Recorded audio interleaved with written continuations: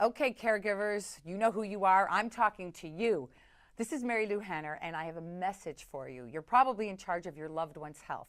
So what you have to do is you have to be the one that's vigilant. You have to be the one that's patient, who can ask the questions, who can get them to talk about certain symptoms, especially bladder cancer patients. My husband was, well, he was my boyfriend at the time. We had that difficult conversation because I was not going to let him get away with it. I wanted to save his life. So what you have to do is you have to use humor, you have to use intelligence, you have to use care, sensitivity, a little sexuality, whatever it's going to take to get them to talk, okay?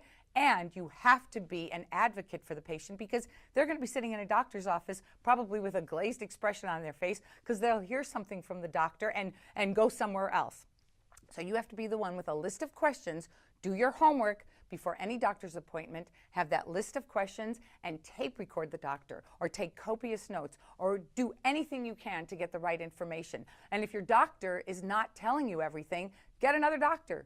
Doesn't hurt to get a second opinion anyway. And most of all, take care of yourself.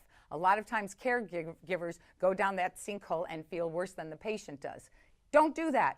Make sure you exercise, make sure you eat well, make sure you dress warm when you go to either a hospital or a doctor's office because we know how cold those places are.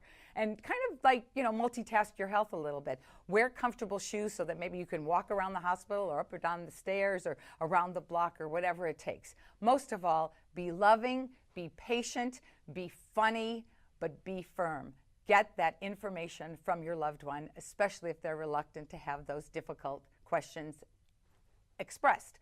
Now, you also should go to bcan.org, bcan.org, for Bladder Cancer Advocacy Network, okay? That's where you need to go to find a lot of information. Great information for you and the patient. So check it out. And most of all, stay strong.